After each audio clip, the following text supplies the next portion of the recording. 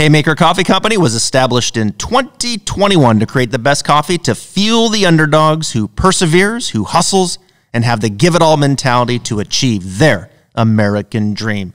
Haymaker Coffee only roast top quality, specialty grade coffee beans, resulting in brews that satisfies those who demand every drop from their coffee and day. If you work hard, run hard, fight hard, and play hard, we have your coffee right here. Here we go. Welcome into another edition of the Stripe Show podcast. It is a Froggy Wednesday, the first one of 2023. If you're wondering, why does he sound that way? Well, trying to get over a sinus infection, RSV. There's so many things going around right now. I don't even know what I have. I just know I've had it for 7 days, and it's starting to get a little better, so I'm getting over the hump. But 2023 is here, man. We got a great golf season ahead of us. We start off tomorrow in Hawaii, the most beautiful place in the world. And we got somebody joining us today who's actually going to be in Hawaii. Sepp Straka here with us. Sepp, man, thanks so much for coming on the podcast. Really appreciate you. Not much. Thanks for having me. Dude, thanks for coming on. We've been trying to get you on for a while. I hit you up on Instagram. If you go check your Instagram messages, by the way, your DMs, I'm going to look like a crazy stalker fan and just realize I was just trying to get you here on the podcast. So you don't need to call the authorities or anything. Everything's safe. But it's nice to have you here. You're out in Hawaii. You got there. I think you said you got there on Sunday.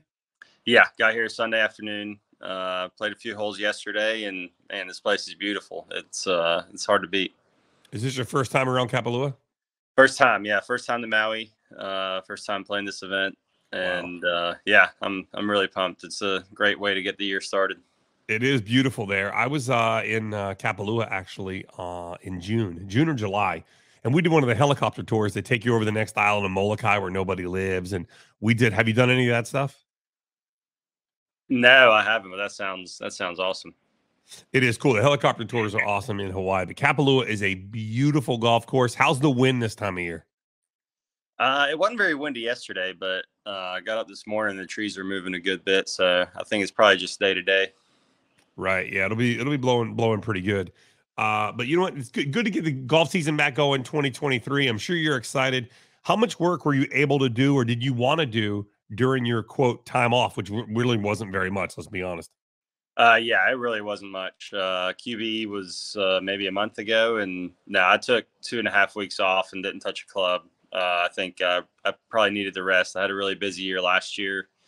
Probably needed a little bit of the rest and tried to recharge a little bit. And then the last week and a half or so, I kind of got back going and swinging some clubs. How much does your swing change, Sepp, when you take those couple weeks off? Do things change? Is that good for you? It doesn't change a whole lot, you know. Every time is different, but this time it didn't really change a whole lot. If anything, it probably just is good to have a fresh body and be able to kind of swing at it a little more freely, I'd say. Yeah, every time I struggle at golf, which is pretty regularly, my buddies always tell me to take 2 weeks off and then quit, which is probably the best advice I've probably ever gotten and the one I haven't taken yet. Coming off a T10 at the Hero, had a T8 at the QBE, but prior to that, 3 missed cuts. And I know that last year, headed into the FedEx Cup playoffs, you had kind of strung together some missed cuts. And then all of a sudden, boom, T2 at the FedEx. Has golf always been that way? Has it been kind of streaky for you where you don't play well and then all of a sudden, boom, you find something? Not so much. I think that was kind of an anomaly. I played a lot of tournaments going into the playoffs, and I really just kind of needed some time off. And after that 6th missed cut in a row, put the clubs aside for 4 days and didn't touch a club until I think Tuesday before Memphis. And I think I really needed that for my body to kind of recharge a little bit. And, you know, it was a real busy season. You play tournament after tournament and you think the only thing you can do is just practice harder and play more. And right. Sometimes the best thing to do is actually just to kind of get away for a few days. That's got to be so difficult trying to find the middle ground. And where is it? Am I not trying hard enough or am I trying too hard?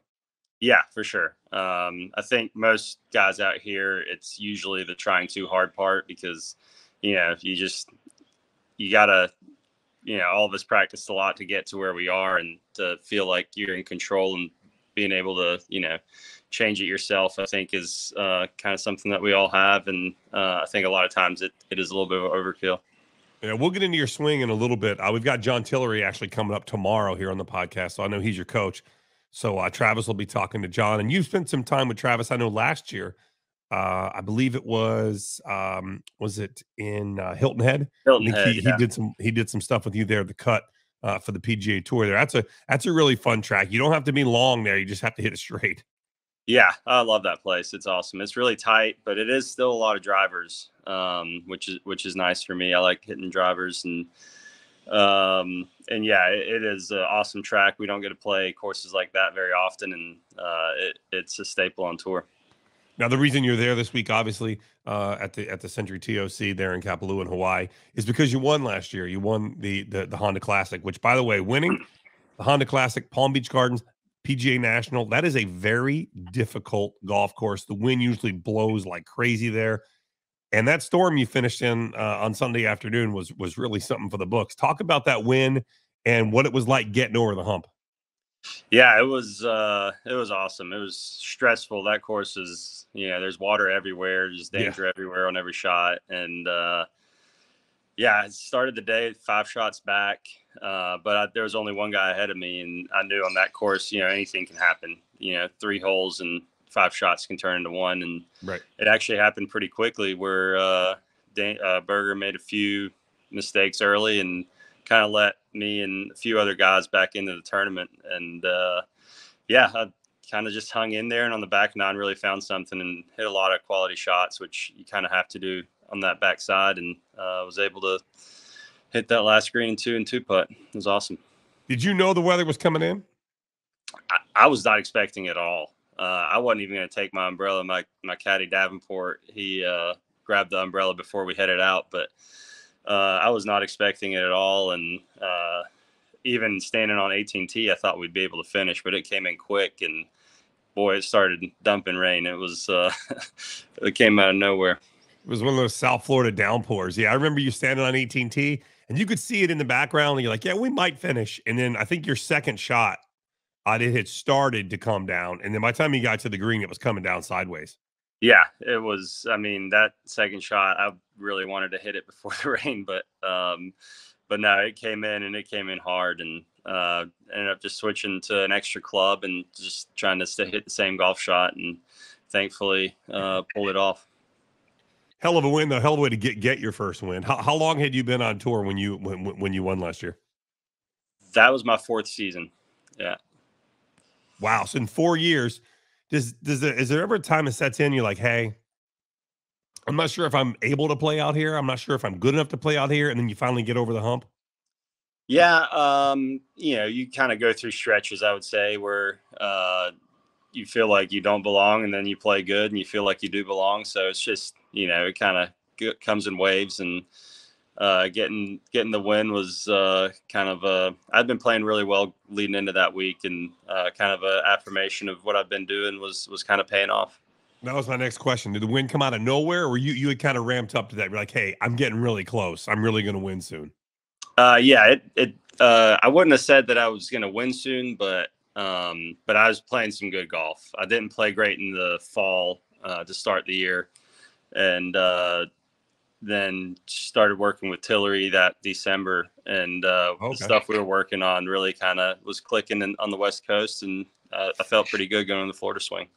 Have you had one of those times where something in your swing, whether it's a swing thought or something you're doing, it just clicks and everything changes? Yeah, definitely. It's quite a good feeling when it's something simple and you can really kind of focus on it, which I don't like to think about my swing during tournament rounds too much. I kind of try to do it on the range before or after the tournament. But yeah, there's those few swing thoughts that sometimes they just sit right with you, and it just seems easy. It's so crazy how something little, even if it's just a change in your setup, can change everything else. And then you realize I've been working on all this other stuff all this time. And it's as simple as setup.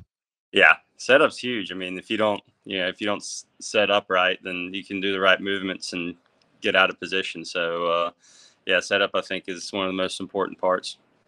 Now you must be pretty jacked up after last Saturday night's football game. Oh yeah. That was, man, my blood pressure's still up. I think that was stressful to watch, but it was awesome to see him pull it out. I mean, unreal. Georgia's played great all year, undefeated. You got I think it's the first time they've ever won 14 games in a season.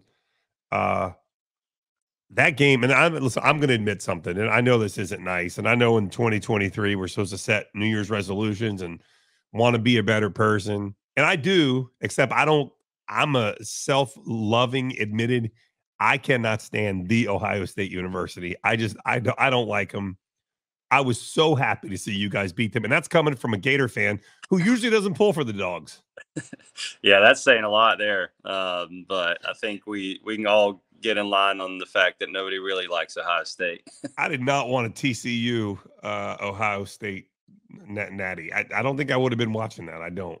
That would have been tough to watch. Yeah. But it was a tough game. I mean, at what point in that game did you think, yeah, you know what? It just isn't going to happen for us? Man, when we went down 14, I think it was late in the third quarter. Yeah. I knew we had a chance, but I knew everything was going to have to hit. And then all of a sudden, Arian Smith got wide open on the deep ball and Stetson hit him. And, it was back on. But I knew we needed something big like that to happen, a big momentum swing. It's so weird. I don't think I've ever seen a quarterback. And not that Stetson is game-changing, but, man, he's solid. He plays well, and nobody really talks about him, yet he shows up in big moments. Yeah, I've been a big Stetson fan since he led the scout team against our ones going into the Rose Bowl back in 2017 when he was a walk-on. And right, I've always been a huge Stetson fan. I think he's a gunslinger. He's not afraid of the moment. He makes mistakes, but everybody does, and I think he just gets back up and tries to do his best the next time around. So I think his mentality is awesome, and I think it's been obviously a huge asset for the Dogs. Now, what are the chances tournament finishes on Sunday, you hop on a flight to LA, go to the game, and then head back? Are you playing the Sony next week? I'm not. I don't think I can make it work. I'm going to the Middle East to play some tournaments over there, play Abu Dhabi and Dubai. We got the Hero Cup, which is continental Europe against Britain next week. So okay, I'll be heading over there. But I was talking to Tom Hoagie. I think he's going to make the trip back to LA, and then I think he's going back to Sony. And he's a TCU guy. So is he really? Excited. Oh yeah. Wow. So he's he's playing TOC this week too. He is, yeah.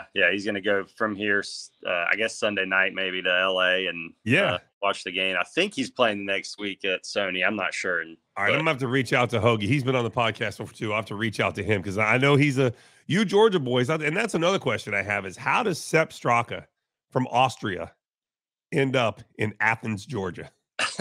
My mom is from South Georgia. So dad's Austrian, mom's from South Georgia. So I kind of grew up being a bulldog in Austria. Yeah. That's crazy. Yeah, I'm actually based in Ponte Vedra. I'm not far from South Georgia. I mean, Jacksonville's basically South Georgia anyways. Yeah. Too many Gator flags for South Georgia. But I think that's about the only difference. There's no such thing as too many Gator flags. We do. There are a lot of Gator fans, but I tell you, there's a ton of Dog fans here for sure. Yeah. There's. I feel like it's growing too. I don't know if that game has anything to do with it. People going down there, liking the area, and just kind of moving down that way. But I'd like if you'd let us win a couple. I don't know. Just let us win a couple of those. I'm tired of losing to you guys. You can't take it for granted. I went to that game in high school 4 years in a row, and every single year we got beat. That was that the Tebow years or no? Tebow days, yeah. And every year drove back to Valdosta pissed off. So can't take them for granted. You gotta take them when you can get them. No, we got spoiled by the Tebow years. Those were a long time ago. Hell, at this point, I think we'd let him play again if we could find a year of eligibility. He looks like he can still play anyways. So this is the first of the elevated events. So this year is changing. We've got some changes to the schedule this year. We're actually now going to have an actual end of the season and an off season that I'm sure you guys, even before the season gets going again, you're probably looking forward to an off season coming up this year and having a real end to the season. With this new first elevated event, does it change anything for you guys that are playing in the event, knowing that the purse is bigger, there are elevated events, and certain events are more important? You know, I think it doesn't change as much as you would think. I mean, the purses are bigger, but I feel like the purses are big every tournament that you play in at this point, pretty much. Maybe not as big as this one or the other elevated events, but at first I was trying to fit every elevated event in my schedule. And since I didn't finish in the PIP, I don't have to play them. So, well, is that how that works? Yeah, I think if you finish in the whatever top 20 or 30 in the PIP money, you get an opt out or whatever, but you have to play a certain amount of the elevated events. And at first I was trying to fit them all in my schedule, but then I thought about it and I was like, well, I'm just going to play the ones that I want to play, Right. and keep doing that. So I think the money is obviously a big factor, but I think ultimately the goal for all of us is to finish in the top 30, get to Atlanta, and that's my main goal. So I'll still be playing a lot of them just because it's always fun to play, big tournaments against the big best competition. But ultimately, you got to play the tournaments that you like and the courses that suit you. Do you guys and other players on the tour, do you guys like the elevated event structure? I think so. Yeah, I think it's good for the game. It's good to get the top guys together and play some of the best courses. So I don't know how they're going to do it going forward. I would personally like to see kind of a rotating format where not the same tournaments, because there's so many good tournaments we play week in, week out. And you got to think that as a tournament sponsor, you're going to want your event to be maybe an elevated event every so many years. Otherwise, it's just the only ones that are going to matter, the elevated ones. Yeah, for sure. I think that would be a great way to keep the sponsors happy. And and I think the players too. I mean, like I said, there's so many good tournaments that kind of get overlooked because where they are in the schedule, but we don't really play many bad tournaments. So that's what happened to the Honda. Exactly. Yeah. The Honda's in a terrible spot this year in the schedule. I'm going back, obviously. I love that place. Always have, even before I won. And I think it's a great tournament. So that's kind of one of those where I'm picking the tournament over the elevated event. Have they replaced the Honda sponsorship? Do you know? I'm not sure about that. I don't know. Because I know Honda had pulled out, and you kind of can't blame Honda. They kind of got into a bad situation where they were kind of getting there were so many. There's only so many events guys can play. Like, what's your maximum amount of events you'll play in a row before you need to say, "Hey, I got to take a break"? I don't really have a max. I try to keep it around three or four. Ideally, I used to play a lot more in a row back when I just played every tournament I got into. But yeah, I like to do 3 or 4 in a row, and then take at least a week off between the next one. Yeah, I mean, these people that play 5, 6 events in a row. I know there's people that go, they're just playing golf. No, it's so much more than that. To play 5, 6 events in a row is absolutely taxing. The travel, the practice, just the mental aspect of playing a different golf course every single week. It really is. You need the time off just to kind of decompress and then sometimes practice.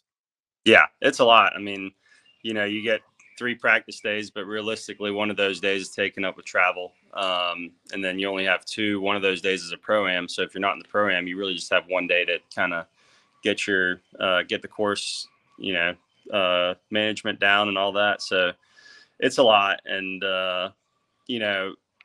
I look back at my days. Me and Michael Johnson used to travel on the Corn Fair, and we did 14 weeks in a row, 13, 14 tournaments in a row. And it was we were still young and just trying to take advantage of every tournament we could get in to make sure we kept our Corn Ferry card and had the best chance of getting to the PGA. But looking back at that, there's no way I could do it at this point. It's different when you have to do it versus now. And listen, you're going to play better golf when you take some time to yourself, to your family, to do whatever you want to do, and then play when you can.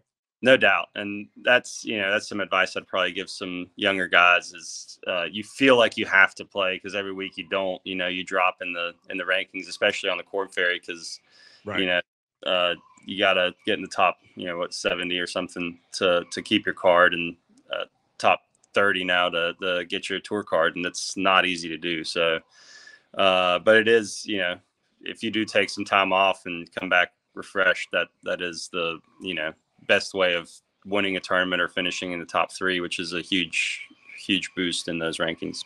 Glenfiddich, the world's most awarded single malt Scotch whiskey, is expertly crafted and made with extraordinary care. Each single malt is a work of perfection. Yeah, it's a double-edged sword. You play less, you have less chances, but if you play less, you might play better. Exactly. Yeah. Do you enjoy playing all around the world, or do you enjoy playing more just, kind of folks in the States? As you being from Austria, I know the States isn't probably your main focus. You probably enjoy playing other places. I do, yeah. I haven't gotten to do it as much. I told myself once I went on tour and have a little security, it's kind of a similar thing. Like if you play a European Tour event or DP World Tour event, you're kind of leaving some points on the out there. You're missing a tournament here, so kind of a similar deal. But now that I've won last year, got a little security, definitely going to play a little more overseas, and really looking forward to it. Yeah, it's different golf overseas, right? Yeah, I mean, everywhere you go is different. Mainland Europe's different than Great Britain's different from the U.S. And I'm about to go to the Middle East to play Abu Dhabi and Dubai, and that'll probably be different than all of those. So yeah, I'm really looking forward to kind of learn some new golf. Where do you feel like the stiffest competition is? Do you feel like the tour is the stiffest competition? Yeah, it definitely is. I would definitely say so. There's just so many guys that are really, really good at golf that play on the PGA Tour that, maybe people don't even know about. But kids coming out of college now are prepared to win. Yeah, and that even is different from when I came out of college. These guys are really good and kind of practicing like professionals, and they're ready to compete, and it's really deep right now. Let's talk about that that UGA golf team you were on. So, who was on when you were there? I was with Keith Mitchell, Grayson Sigg. Who else is out here? Joey Garber was out here. He was on my team. So yeah, we had a lot of guys and that were really good at golf, and it was awesome to kind of learn from them and compete with them for 4 or 5 years. Right. Now, was Harmon already gone from UGA then? Yeah, Harmon was gone. Harris, English, Russell Henley, and Hudson Swafford had all left right before I got there. Wow. The year before I got there, yeah. So you talk about a pipeline. Yeah, we had some shoes to fill, but I don't think we filled them as well as they did. Got any good stories coming out of there? Man, a lot. I don't even know. Half of them I probably can't tell on the on the podcast, but you can tell whatever you want. Let's be honest. But yeah, it was a great time. Hacker and Doug, our coaches, there was never a dull moment with them. It was always fun, and they made tournament golf enjoyable, and they kind of taught us how to treat it as a profession, but also have fun on the road and hang out with your friends.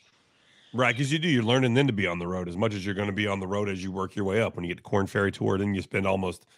I mean, we've talked to Chris Baker. He's been on the Corn Ferry Tour quite a bit, been up and down on the tour, and then back to Corn Ferry, and it's tough. It's a lot of travel.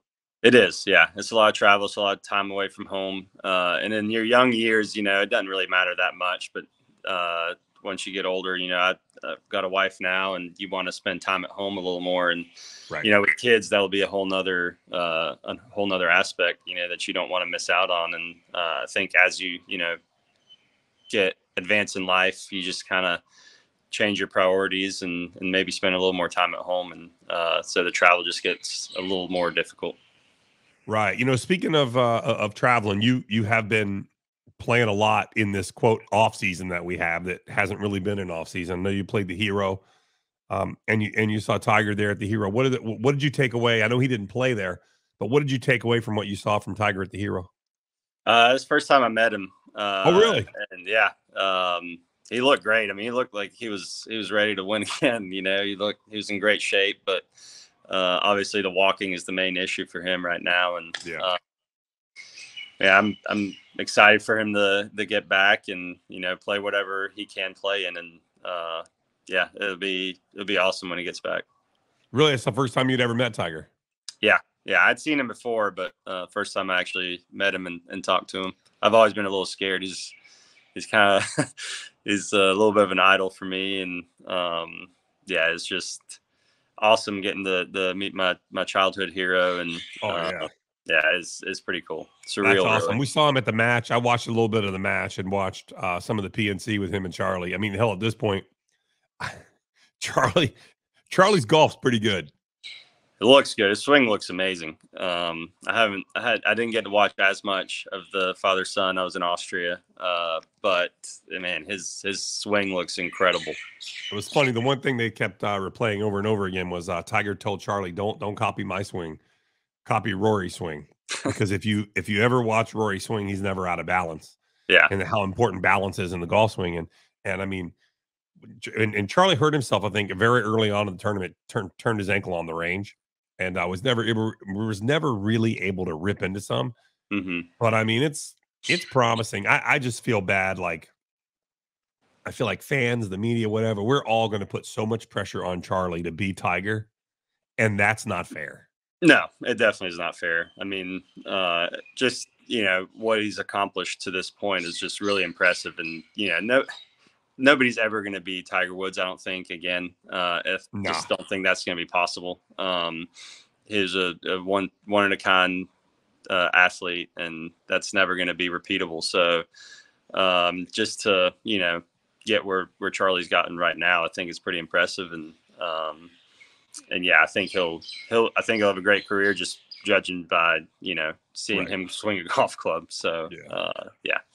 I'd love to see Tiger compete again, and I just feel like it's going to be very difficult. I feel, well, now instead of just hoping that the game is there, because he always says he tries to peak 4 times a year for the majors. We know how important they are, but now it's, you got to hope his body's together, and then there's so many different parts of his body that are damaged, whether it's from golf, whether it's from the car accident, whether it's from trying to rehab and walk. I mean, there's just so many things that have to come together, but I would love to see it all come together just one more time. I know. I think everybody is hoping for that. And, all of us out here are hoping for that too. Just, it's impressive for him to be back where he is right now. I think, just swinging a club as well as he is. And, I hope for at least a few more, events, whichever ones he wants to play in, his body lets him compete to the level that he can actually, play. And, everybody loves to watch Tiger. That's growing up. That was my number one rule to watch golf, was if Tiger's playing, I'm watching. So. Right. It's just different when he's there. It just feels different for some reason. Yeah, it is. Everything's different. Even you can feel it inside the ropes too. Just the excitement around the tournament when he's playing is just so much higher. And yeah, everybody's rooting for him. Have you played in an event he was in? Yeah. I've played a few events that he's played in. And it just feels different. Even for you guys, it feels different. Yeah, for sure. You can just tell that just the excitement around the event, more people are there anytime he plays, and even just the excitement among the players, just seeing him on the range or wherever is always special. Well, I can tell you one of the differences already in 2023 is we have talked for almost 30 minutes. We're a little over 20, almost 29. And we have not mentioned the LIV word one time. And in 2022, that was like out of the box constantly. So we're doing good to make some changes. It does seem like they're here to stay, whether you like it or whether you don't. It seems like they are here to stay, and it is going to be a thing. Were you ever approached by LIV, Sepp? No, not really. I never really showed a lot of interest in it either. I grew up watching the PGA Tour, watching the tournaments that I'm getting to play in now, living out my dream basically. And that was always my goal, is to compete for those tournaments. And yeah, I'm getting to do that now. Do players on the tour, or is this more of a fan media perspective? Do players on the tour feel like it's us versus them mentality? I think early on, maybe a little bit, with a lot of names dropping out of the lawsuit and all that, I think it's tempered down a little bit now. And I think everybody's just kind of accepted that LIV is another tour. So I think that gets played up a little bit more than actually is in reality. So there's not so much animosity as there once was. No, I don't think so. Yeah, I think Do early on. do you think that we've seen the majority of those who are going to go? I think so. It's always hard to tell because obviously, if people are going, they're not going to advertise that until they actually go. But I'm sure there'll be some more people go. But I think the majority is probably already headed out that way. So I think until they get the world golf ranking thing worked out, they're probably not going to get any more big names. Yeah, that'll be interesting to see the world rankings. Whether they get them, what they have to do to change their model to get them, or whatever they end up doing. But yeah, that'll be very interesting to see. And I think there's things like that'll kind of determine a lot of people going or people staying. Right, because it does seem to have calmed down. I don't want to call out any names per se individually, but it does seem that instead of them going after the heavy hitter A list, they have kind of bumped down and gone down the list, and the guys that they're getting are not really moving the needle per se on the PGA Tour, and which to me is a good sign for the tour. But at the same time, I think if you do work the world golf ranking situation out, maybe that would change some. And then I think there's some guys that even if the world golf ranking points were there, it still wouldn't change anything. They'd still rather be on the PGA Tour. Yeah, I'd say the majority, I would say it's already pretty much set. People that want to play the tour will play the tour. And then there's always a few people that, if the world rankings change and they can play in majors and all that, then they'll still make the leap. But I think the majority of people are pretty much set where they're going to be. Yeah, I mean, that awful PGA Tour is a pretty good place to play golf. That's what I've always said. It's a dream come true, and like I said earlier, we don't play bad tournaments. They're all really right. Good, and the purses have gone up every year since I've been on tour, and the money's not too bad out here either. No, and you're getting ready to play for a big one tomorrow. That's right. So that's good. First elevated event. There's quite a few. There's quite a few. It'll be fun to see how it plays out. And like you said earlier, it'll be interesting to see if we do rotate them around. I know the majors are always going to be big. I know the Players is always going to have a huge purse, which I'm a little biased to the Players with it being right here in my backyard. I'm glad the Players has a big, and let's hope this year we don't get all 4 seasons in 3 days like we got last year at the Players. Yeah, that was wild. That was insane. Awful. Man, that was crazy. I mean, it could not have been worse. I mean, it was like Thursday was like playing in a dome. Then it started raining. I don't think they played again until Saturday. And then Saturday, it was so cold. It was freezing. Were you and one of those guys out there early Saturday morning? Yeah, I was there. I played a lot on Saturday. I think we spent a day and a half just at the house, didn't play. And right. And then we get out there Saturday. It's freezing cold, blowing 20, 25. Yeah, the wind was blowing. Yeah. I think I made a 7 on 17 or something. Did you really? Yeah, I think I was in top 10 or something. This was my second round. I had 2 holes left, and I made a 7 on 17. And I was like, well, am I going to make the cut or? But ended up making the cut and had a pretty good weekend. So yeah, it was a crazy week. It was awful. We had more rain in that 3 or 4 day stretch than we had the entire year leading up to that tournament. Yeah, it was wet. It was cold, windy. Mother Nature owes us a good one this year. Yes. Yeah. Shows us a good one. Well, I'm ready for just the classic Players without, COVID breakups or crazy wins or right. cold. I know. Just give us a regular tournament. Just the one that I used to grow up watching. Nothing. Sepp, man, good luck this week. Before we let you go, we do a quick thing called Emergency 9. I'll ask you quick 9 questions, and you just give me the first thing that comes to mind. Number 1, the worst shot with the best outcome you've ever hit. When I was 12, I made a hole-in-one. I thinned it, dropped the club, landed 20 yards short and went in. So that's definitely number 1. They don't draw pictures on scorecards, man. The 1. How many hole-in-ones have you had? I've had 2. Just 2? Yeah, just You're 2. You're kidding me. That's it? Still looking for more. So, yeah, finally. Wow. Now, let me ask you this. This is not part of the 9 questions, but does a hole-in-one on a par 3 course count? My brother and I argue that all the time. I think it kind of depends. If you drop like a handful of balls and you're practicing on the par 3 course, probably not. But Right. if you're just playing a par 3 course and it's a legit hole, I think it counts. I mean, Okay. it's a 1 on a par 3. So Right. It's still a hole in 1. yeah. Okay, good. All right. 2, favorite sports team or athlete? Georgia Bulldogs for sure. Go-to food on the road. I love any kind of Asian. Okay. Any kind of Asian food. Nice. What's the most famous number in your cell phone? Charles Barkley. Oh, that's a good one. That might be one of the best ones we've had. Yeah. That's a good one. The round mound of sound. I love Charles. Charles is always fun. He is the man. He is such He a great cannot guy. be as bad at golf as he proclaims. He's got to be better than he. I haven't played with him yet, but I'm looking forward to it if we get the chance. No, that's cool. Player you'd be most nervous with to be paired on tour other than Tiger Woods? Other than Tiger Woods. I've played with a handful of good players now.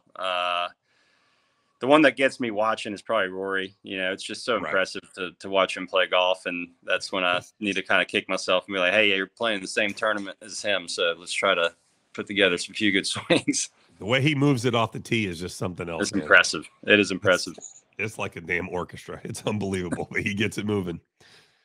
If you had a side hustle, what would it be? Side hustle. That's tough. Maybe some sort of like cornhole or some sort of games like that. Okay. Easy enough. Those are good tailgate at a Georgia Bulldog game. That's right. Yeah. Sepp will be taking your money at the tailgate. Craziest golf tip you've ever gotten from somebody? Craziest golf tip. Reason I ask is we had Kramer Hickok on, and he said he got a golf tip off of Instagram, and he almost won the next week. That's funny. I read a book, and the book said something about saying boom at the start of your swing and boom at impact. And I kind of was joking and messing around, so it was so dumb. And then I started doing it with my putting, and then ended up winning a few weeks later in Kansas City on the Corn Ferry. Wow. Kind of doing that with my putting. So yeah, that's the craziest thing that I actually put into work. Funny. Tournament you put the most pressure on yourself to win? Masters. Really? That's the one. That's the one. That's the one. You always get to go back. So. And last but not least, music on the golf course or no good? Oh yeah. Yeah. What's your genre? I like a lot of them. Probably 90s, early 2000s country. Somewhere in there is my go-to. That. Yeah. That's awesome. What's your schedule moving forward? So I know you're going to play this week. Then you said you're going overseas to do some playing in Abu Dhabi. Playing the Hero Cup next week in Abu Dhabi, and then Abu Dhabi Championship and Dubai Desert Classic. So yeah, looking forward to seeing that. Will you play any of the West Coast swing here? I'll play LA. Yeah, I'm going to take 2 weeks off after that trip, and then be back in LA. In LA for the Genesis. That's right. Nice. Good deal. Well, Sepp, thank you for your time, man. Really appreciate it. Good luck this week in Hawaii. Soak it up. Enjoy the views. It's absolutely beautiful golf course. It really is. And play well. And hopefully we'll talk to you again soon as another defending champion this year. Yeah, looking forward to it. Thanks for having me. PXG has done it again with the launch of a new lineup of drivers, fairways, hybrids, and irons. The new Gen 5 golf clubs deliver significantly increased MOI, faster ball speeds, longer distances, and tighter dispersions, all coupled with the exceptional feel and sound golfers have come to expect from PXG. Schedule your custom fitting or buy online at pxg.com.